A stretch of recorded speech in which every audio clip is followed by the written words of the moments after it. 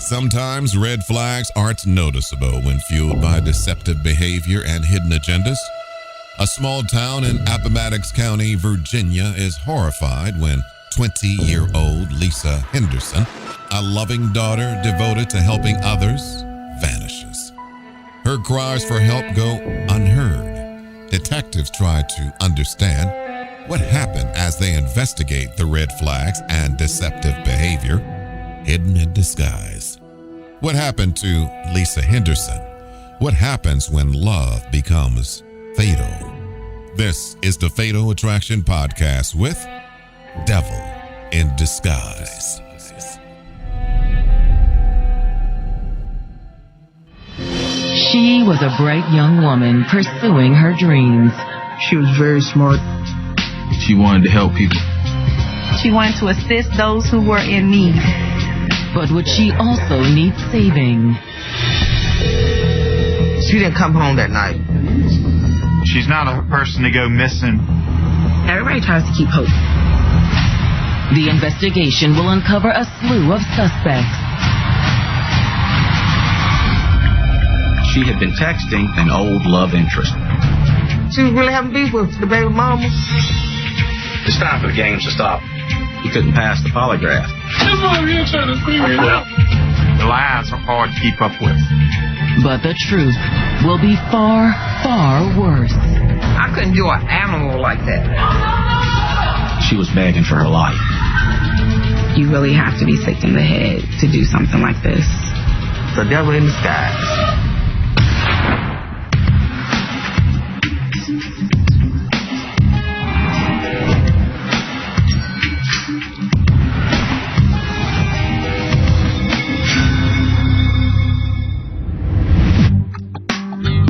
April 6, 2018. It's Friday afternoon in Appomattox, Virginia, a quaint town just outside the city of Lynchburg. Appomattox is pretty much a small town where everybody knows everybody. If something happens, everybody knows about it. Which explains why at a little after noon, Lisa Henderson's mother receives a concerned call from her daughter's coworkers. She got a call from the dermatologist's office where her daughter worked. They were wondering where she was. She didn't come in this morning. Her co-workers knew that was not like her. Especially when they had just seen her that day before at 5 o'clock. She didn't call in or anything. That's not like her. Sandra Henderson calls her daughter. But there's no answer. So she reaches out to Lisa's boyfriend, Marquis Williams. She's going to be with her over Marquis' house or be at home. Hello, Marquis? Have you seen Lisa? No. He said, I don't know where she's at. She says she's going to her best friend's house. Okay, I'll check her. Okay, thank you. But when Lisa's mother calls her daughter's friend, Jamaica Robertson, Jamaica, is Lisa with you? She doesn't know where Lisa is either. I talked to her mom. I was like, well, you know, she didn't come to my house. At that point, she became extremely concerned. My sister called and said, hey, we can't find her. My mom was like, she's not answering my phone call, so I called her. And I went straight to voicemail. I was praying that maybe she just wanted to get some air, just leave for a little bit. But by 7:30 that night, after hours of trying to reach her, Lisa's mother can no longer deny that her daughter has disappeared. When it started getting dark, I was like, something around, so I went to the police station and filed a police report. Lisa Henderson had lived in Appomattox, Virginia for most of her life. Lisa was born in Charlotte, North Carolina. We moved up here in 2005. I didn't want to move, but we had a lot of crimes around in our neighborhood, and I just wanted to keep them safe. In Appomattox, Lisa grew up a country girl. She was a little bit tomboyish. She's pretty much one of the guys. We'd always be outside. She'd go on the football with us. She played sports.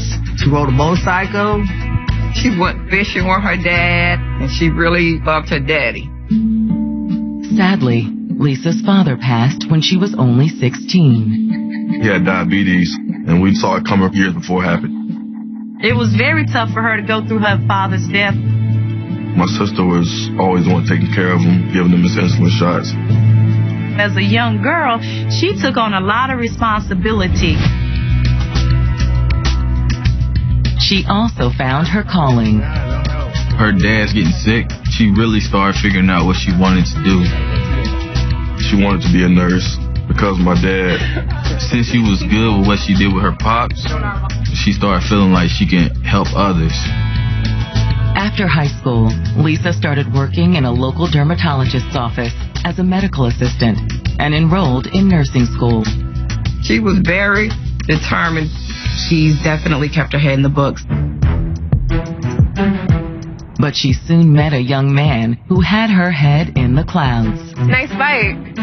You see the rest of them? He had like 3 or 4 motorcycles. She was infatuated with that. His name was Devin Pearson. It seemed like they was getting close to settle down, but some situation happened that they went their own separate ways. Although just what happened remained a mystery. She just didn't want to talk about it. She like shut down. She just started being quiet, started staying in her room a lot.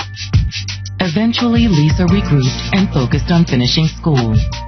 She really poured herself into school, like just doing something all the time to keep busy. Including taking an additional job to support herself at a Lynchburg distribution center. That's how she met Marquis. And she just fell so in love with him. Marquis had recently split up with the mother of his 2 children. She talked highly of him. She talked about his kids. She talked about how she did care about him, that he really cared about her. Friends figured that Marquis was more of a rebound relationship rather than anything serious. She really didn't talk about the future, about them or anything. Instead, Lisa was focused on her own future. She was working at the dermatologist's office. She was trying to go get another certificate under her belt. She was serious about her career, and she was serious about what she wanted to do in life. But now, on the evening of April 6th, 2018, Lisa's bright future is suddenly shrouded in darkness. Her family and her friends hadn't received any contact from her and began to worry about her whereabouts. My sister went to the police and said, we need to find my daughter. There should be a missing person report out right now because this is not like her, and we know that there's a problem. Hoping to get a line on Lisa's whereabouts, detectives with the Campbell County Sheriff's Office get in touch with her cell phone provider. They conducted an emergency ping of her phone. Pinging her phone would be a course of action that one might take when trying to locate a missing person. Unfortunately for detectives, the ping fails to give the phone's current location. Which most likely meant that Lisa's phone was either powered off or the battery was dead. However, detectives aren't left empty-handed. They were able to tell us that last location of the telephone. The last time her phone was pinging and showing activity was in Campbell County on Sage Drive. It was hitting a tower where Marquis Williams, her boyfriend, lived at the time.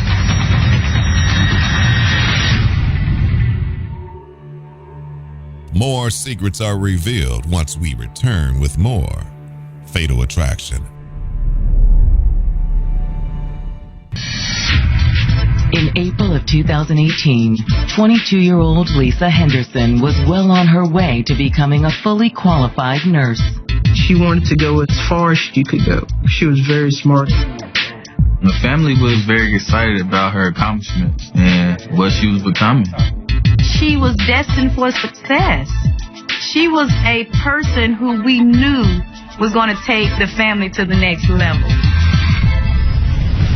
But now, Lisa's mother has reported her missing.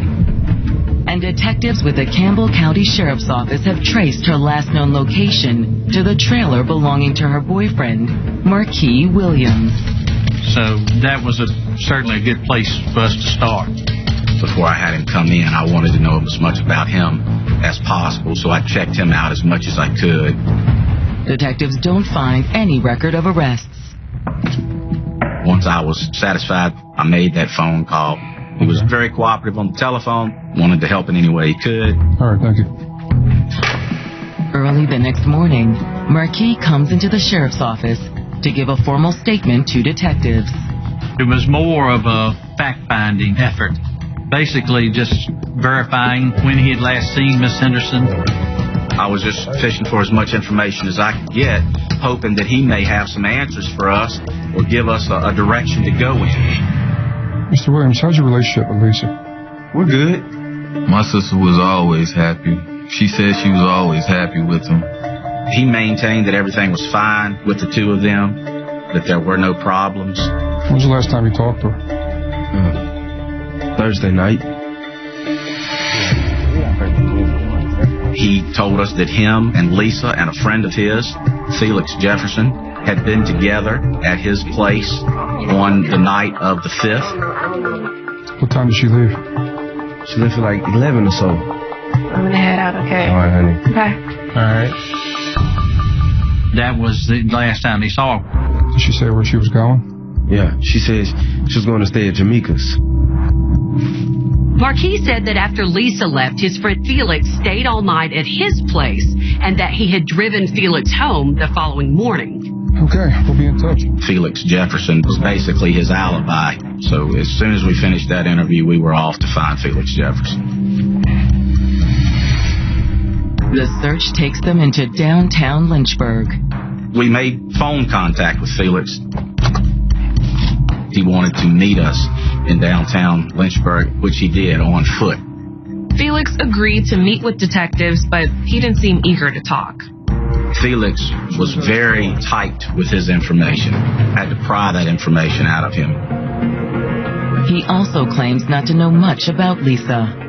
He said that the only times he had talked to Lisa was in the presence of Marquis. She was at his trailer Thursday night, right? Yeah. Well, hung out for a while. He did confirm that he was at Marquis' house on the 5th, that Lisa was present, and that at some point in time, Lisa decided she wanted to leave. She went out and left. What time did she leave? I don't know. Sometimes before midnight. That was the same thing that Marquis had stated. Thanks, man. We'll be in touch. Thank you. Free to leave. All right. With Marquis and Felix an apparent dead end, detectives issue a be on the lookout for both Lisa and her vehicle. Publicizing her disappearance was very important.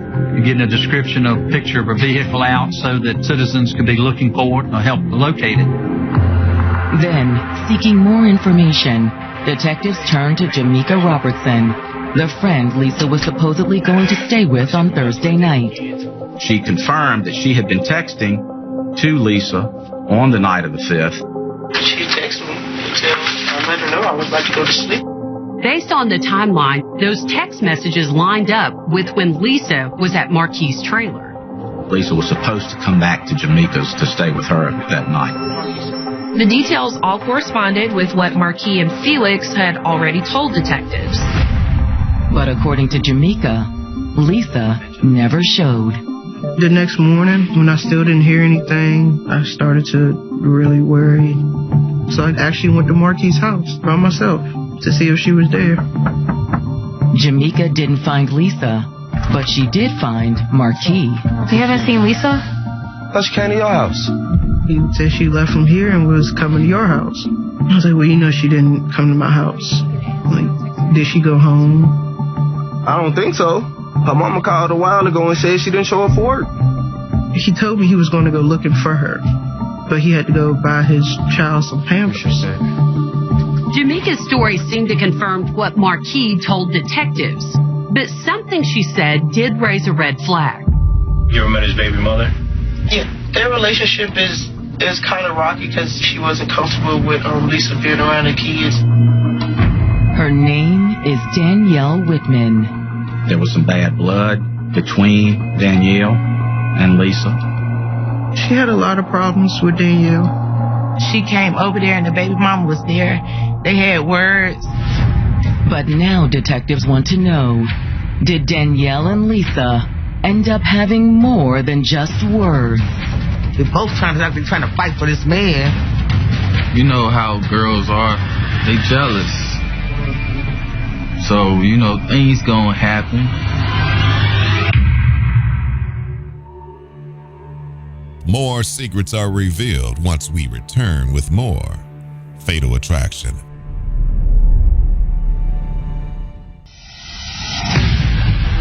Detectives in Campbell County, Virginia, have learned that Lisa Henderson has a long history of trouble with a woman named Danielle Whitman. Danielle had 2 kids with Lisa's current boyfriend, Marquis Williams. She was also living with his mother. Something ain't right about that picture. If she's staying at the house, he's messing with her. But did Marquis and Danielle's ongoing relationship have something to do with Lisa's disappearance? Lisa and Danielle had kind of had words before. To try to find out exactly what may have happened between them, deputies bring Danielle Whitman in for questioning. I did conduct an interview with her at the sheriff's office. It did not last long. She wasn't very helpful or cooperative. I don't understand why they saying that it's baby mama drama. I don't know anything. She was bitter about the whole situation. She didn't like talking with me at all. She also admits to not liking Lisa. I believe it was just a jealousy of who she was as a person. Could have been that she didn't want my sister around her kids. Whatever the reason for their troubled relationship, Danielle denies having anything to do with Lisa's disappearance. One of the most important things for you that I need to know from you is where you were at last Thursday night. I worked from 10:30 to 7:15. I went home. So I lived with his mother. She said she got home from work a little after 7 that night, and Marquis was there watching the kids. And then he left when I came in, and a few minutes after I came in. And what did y'all cut in them weapons? His kids danced, we reached the bed. Danielle's also adamant that she didn't go over to Marquis' trailer later that night. A lot of times, Lisa would go to Marquis' house, the baby mama would come over there. And they'll get to arguing. When he said, I was asleep, I went to bed early. Did you talk to him anymore that night? He called me in the middle of the night, check on the kids. So how long did that take? I don't know. She didn't give detectives any information other than that call was only around 30 seconds or so. After that, the detectives let her go. But they're not quite done with Danielle. There was some animosity there, and she was still obviously close to Marquis. And his mother, she was entwined in the family, so all those things make her a person of interest.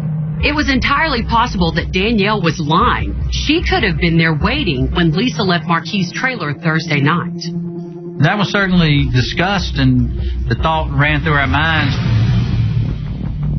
Hoping to get a better picture of what happened Thursday night, detectives subpoena phone records for Lisa, Marquis, and Marquis' friend Felix.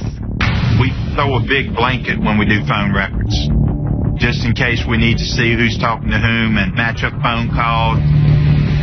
Felix Jefferson's phone records show that he was telling the truth when he said his only contact with Lisa was through Marquis. There were no phone calls between the two of them. When we looked at the phone records, there was no relationship whatsoever. Lisa's phone records also confirmed that she was texting with her friend, Jamaica Robertson, on Thursday night. Those text messages took place while Lisa was there at Marquis. However, Lisa's phone records also reveal that Jamaica wasn't the only person she was texting that night. The investigators identified another number, which belonged to Devin Pearson. Devin was an old boyfriend of Lisa's. Lisa was hurt about the breakup. She was really hurt about it. Do the text messages suggest some sort of reconciliation? Maybe instead of going over to Jamaica's, Lisa decided to meet up with Devin instead. Detectives only know one thing for sure. That was the last activity on her phone. When detectives search Marquis' phone records, they show that he'd been trying to locate Lisa after she'd gone missing. He was blowing her phone up, wanting to know where she was. But more important for detectives, Marquis' phone records also reveal that Danielle had been lying to them. Danielle claims she had only talked to Marquis for about 30 seconds, but the records show that the call was more than just a quick check-in. We don't know what those conversations entailed, but we do know he was talking to her for 20 minutes. Obviously, it was now important to find out what they were talking about. However, before detectives can follow up on either lead, there's a new development. Detective Dudley. Someone called police and said they had spotted Lisa's car abandoned in Lynchburg. All right, thank you, bye. We had put out, of course, a BOL, be on the lookout for that car. Once we found that, I knew something was wrong. I was saying, she is not going to just dump her car.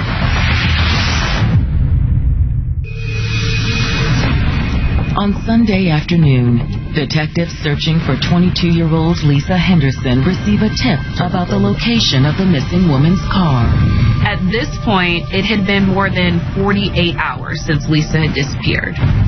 That car was found on Sunday. It was located over in the city of Lynchburg. Someone who lives in that area called the Lynchburg Police Department. News of the discovery is no comfort to Lisa's friends and family. That's when I started to really worry, and I felt like at that point something bad had happened to her. You weren't gonna leave that car on the side of the road? I was thinking maybe somebody must kidnap her or something. This could be a situation where foul play is involved. Her vehicle's unattended. She hadn't reached out to her family. She didn't keep her appointment with her friend. All those things didn't bode well. After locating Lisa's car, detectives have it towed to the police impound lot for evidence technicians to search. We were looking at any of her personal property that might be in there, or any fingerprints or biological evidence. The search yields few clues for detectives, but it does offer some hope for Lisa's family. There weren't any traces of blood or any other evidence of foul play. I mean, I tried to stay optimistic. Even when they found her car, I'm thinking sometimes people just go away for a few days. With no leads from Lisa's car, detectives bring Marquis' ex and the mother of his children, Danielle Whitman, in for a new round of questioning. Since her interview, detectives had learned that she lied to them. Did you talk to me more that night? He called me in the middle of the night. So how long did that take? How long? Rather than the 30 seconds she claimed, her phone call with Marquis the night Lisa disappeared had actually lasted 20 minutes. You say you talked on the phone for about 30 seconds. Yeah. He said goodnight to the kids. Well, here's the thing. When I confronted her that the information she was giving me was not true, showed it to her through the phone record. Can you explain that? She ended the interview and said that she would be obtaining an attorney. I want a lawyer.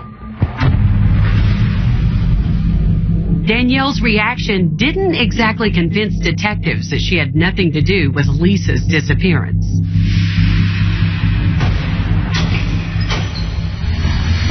However, she's not the only person detectives are interested in. After talking to Danielle, they also bring Devin Pearson in for an interview. Devin was the man Lisa had been texting with shortly before she disappeared. He and Lisa had once been romantically involved some time ago. And I'm just going to cut to the chase. What I'm really interested in, were you having sex with her? That been years ago. Okay. Had y'all recently reconnected, or have y'all been talking the whole time? Well, we reconnected.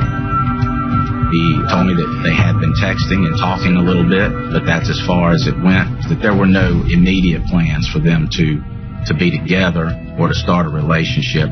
It hadn't gotten sexual yet, but y'all had seen each other face to face? No, sir. They were communicating by text or phone call now. He had text with her up until around 11 p.m., the same time that the text messages had stopped with Jamaica. They stopped with him as well. And he had not been able to get in touch with her since then. You were talking to her. I just want to know the nature of those conversations. She mentioned that she had got back with the guy she was talking to. Had she ever mentioned whether or not that Marquis would have a problem if he knew y'all were talking or anything like that? Yeah, I mean, I don't know. He thought that Lisa wanted someone to just listen about how she had been thinking about breaking it off with Marquis. And now in hindsight, Devin thinks his last messages from Lisa might have been a cry for help. I believe she was trying to reach out, but at that particular time, I didn't know. Right. Detectives are initially skeptical of Devin's claim. If Devin had something to do with Lisa's disappearance, he would have had every reason to point the finger at Marquis. But then after the interview, he lets detectives look through his phone and read Lisa's texts. He was very forthcoming. The context of their text was about Marquis and the fact that Lisa did not want to be with him anymore. Just like that, Devin had given Marquis a motive. If Marquis had found the text messages that Devin was exchanging with Lisa, he'd have probably been upset and angry. He was just a quiet guy, but behind closed doors, he might have been that bad guy. Detectives are determined to find out. Called Marquis to come back to the sheriff's office and asked him to take a polygraph. It's not admissible in Virginia, but it is a tool that we are able to use to get to the truth of matters in a lot of cases. He agreed to take the polygraph test, so we brought him in the next day. He kept things pretty much the same as before. He just maintained his story that Lisa left, and that's when the last time he saw her. Do you know for sure what happened to Lisa Henderson? No. Do you know where Lisa is now? No. They're asked that same question several different ways, and he said that he didn't. But the polygraph says different. He came up deceptive during that polygraph examination. You failed this test, which tells me that you know where she's at.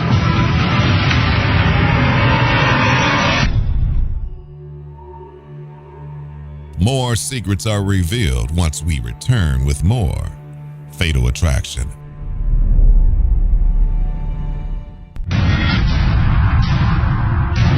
Detectives investigating the disappearance of Lisa Henderson have reason to suspect her boyfriend, Marquis Williams, knows more about the missing nursing assistant than he's been telling.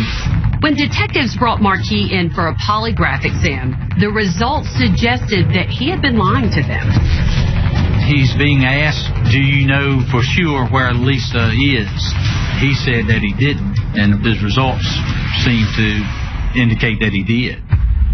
Although when detectives confront Marquis with the results, his reaction takes them by surprise. He did break down and cry at some point after that polygraph, but it wasn't talking about Lisa. He was crying, telling me that he had never been in any trouble. I'm telling you everything I know. You're not telling me what happened to Lisa. I don't know. Okay. He ended that interview and he asked for an attorney. With Marquis refusing to talk, detectives descend on his trailer with a search warrant. Detectives were looking for traces of blood or any other indications of foul play. Detectives don't find any blood, but they don't come away empty-handed. We did seize multiple firearms from his residence. There was, I want to say, 18 or 19 guns taken from the home. He was there during that time, and he never asked about Lisa, where the investigations were going. When we brought all the guns out, he addressed me and said, make sure you take care of my babies. And as far as detectives could determine, he'd acquired all of them legally. We ran all the guns, and I don't recall any of them being stolen weapons. So we didn't have anything to hold them on. The search a bust, detectives decide to take another run at Felix Jefferson. Well, I know I'm being lied to, so I need to find out why. My thinking is that he's probably going to be the weaker link. At first, Felix refuses to crack. He basically, at that point, was maintaining the same statements he had given before. But the detectives keep pressing. I thought it was time to change the strategy with Felix and go from interview to interrogation. But here's the thing. It's time for the games to stop. Either you're going to tell us or you're not. Because, again, there's a difference between a suspect and a witness, Felix. It helped, I believe, to get Felix to think it was time to start talking, to try to start serving himself. Marquis is going to dump all this on you, right? He's going to distance himself from it as much as he can. He tell you how he killed him? He choked him. Felix told detectives that he didn't witness the crime, that he had just helped Marquis get rid of the evidence. When he finally started admitting it, he did admit that they took the car over there and dropped it off, that Marquis drove the car and that he picked him up, and then they went down and disposed of the evidence at the James River. Felix told us that they threw her keys and her phone into the river. So where is the body? That's the problem. I don't know. But you know it's going to be a really big problem for you if you don't direct us to that body. I did pry very hard with him about finding her body, how important it was for her family, to give her family some relief and at least knowing that she's not, laying out somewhere. That seemed to help a little bit. You said a lot of different things. Why should somebody believe that you didn't kill her and he killed her? He was the follower, and he just did whatever Marquis told him to do. Marquis needed help taking that car down to Lynchburg, so he did it. Marquis needed help disposing of her body, so he did it. Finally, Felix admits that he knows exactly where Lisa's body is. So tell us where we can go get that girl. It's in Concord. He's saying that he had went with Marquis to dispose of her body in the wooded area off of Plum Branch Road in Campbell County. He knew roughly how to get there from Marquis' home.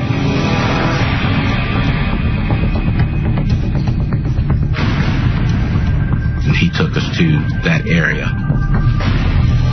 We walked that area for quite some time. And a few hundred yards off the main highway, they find Lisa. The body was not covered. She was laying there clothed, but no attempt to hide the body. It looked like she'd been out there probably 5 days. However, the body is still in good enough condition for the detectives to realize that Felix had been lying to them. She wasn't strangled. This was something completely different. Her body was riddled with bullet holes.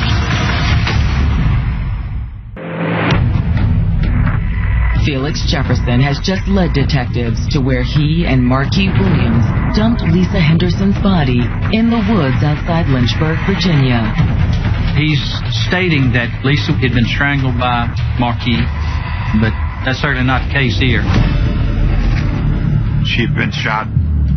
You could see bullet holes in some of her garments she was wearing, and some of her injuries to her head, scalp, and face. Gunfire had caused some of it. And we found evidence beside her shell casings consistent with that. We picked up 8 or 9 shell casings. While the coroner and CSI arrive to process the scene, officers tackle the grim task of informing Lisa's family their agonizing wait is over. The sheriff had came to our house. He went straight to the point. He was like, we found Lisa. Oh no, not my baby. My heart just dropped.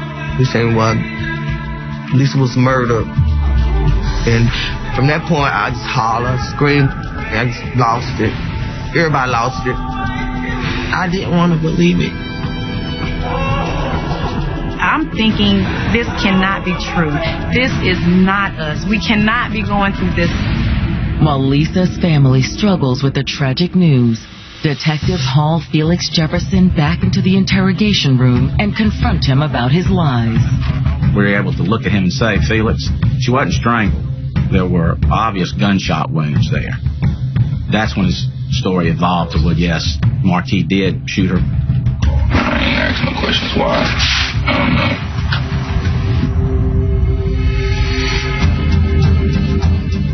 He never could give us a reason of why Marquis wanted her dead.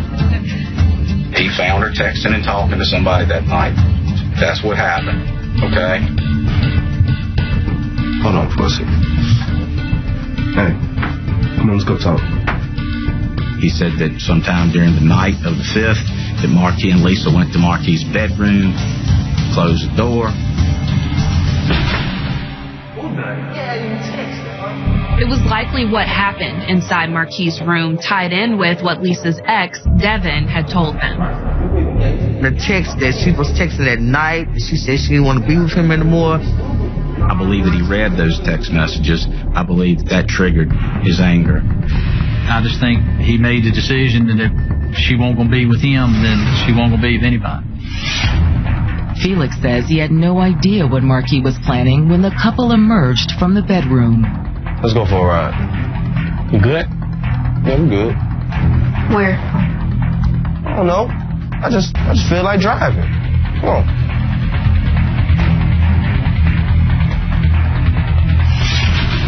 Although based on what Felix says, during their drive, Lisa could sense something was up. This the place. He said that there was some talk between the two about their relationship. You remember that time that we went to the beach? That great place that we stayed at? I think she was trying to make Marquis think of the good times. She's trying to connect with him in an emotional way. My take on that is she was begging for her life. But Marquis' mind was made up. Felix says that when he got out of the car, Marquis gave him a gun. What are you doing? What are you doing?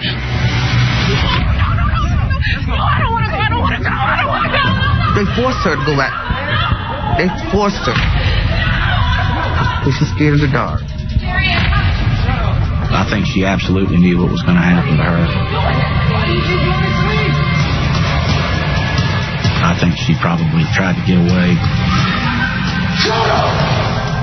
Lisa's in the back. His statements are, next thing he knows, Marquis is shooting at her, and he starts yelling at Felix to shoot at her also. Felix says he's scared if he don't shoot at her, that Marquis is going to shoot him. So Felix says he shoots once or twice maybe, and it's not even sure if he hits her.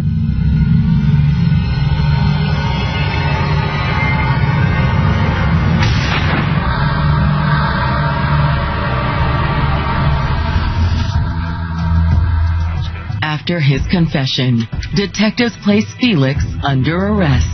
He may have been relieved in a certain sense that it was out in the open now, and he didn't have to keep looking over his shoulder to see if law enforcement was coming for him. But what Lisa's friends and family want to know is how soon would they be coming for Marquis? When I heard that Felix was arrested, I was happy. I knew Marquis needed to be arrested. When they arrested Felix, I was like, I know Marquis did this. Yeah, I was like, why y'all won't lock him up? But they need all this evidence. Most of all, detectives need to corroborate Felix's story. When detectives got the autopsy report, the findings confirmed that there were 2 shooters. The autopsy showed 9 bullet holes, and it was shown to be from 2 different weapons. We have 45 caliber bullet, and then 38, which would have been the 38 revolver used by Felix Jefferson.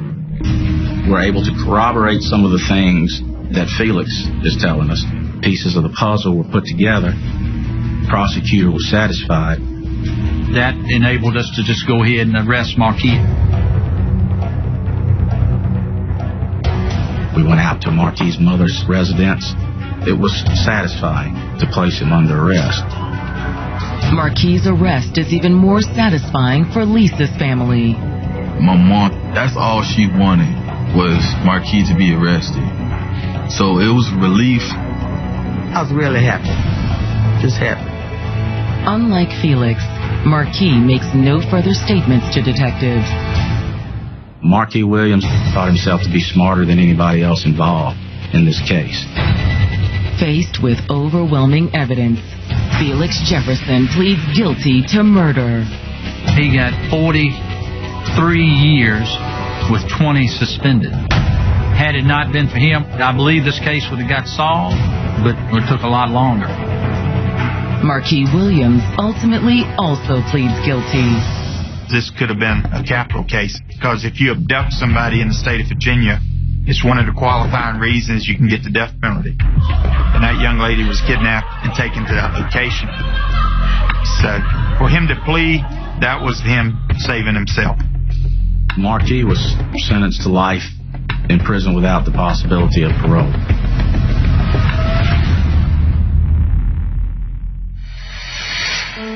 For Lisa Henderson's grieving family, it's not nearly enough. I want him to get the death penalty. He's glad he in jail, but he's still living. I'm glad he got what he got, but end of the day, it still don't help me. I'm not the same. It put a hole in my heart. It's a pain they hope no other family has to endure. Just cherish and love all your loved ones, man, because you never know. The next day you might not have them. Don't wait to give people their flowers after they're gone, man. Let them know, like I love you. Let your peoples know. When it comes to love triangles, no one ever emerges as a clear and decisive winner. There's always damage and everyone suffers. The best people are irreparably damaged when deceit and anger raise their ugly heads. Lisa Henderson will forever be loved, celebrated, and cherished by her family and friends who love her. Coming up on the next episode of the Fatal Attraction Podcast.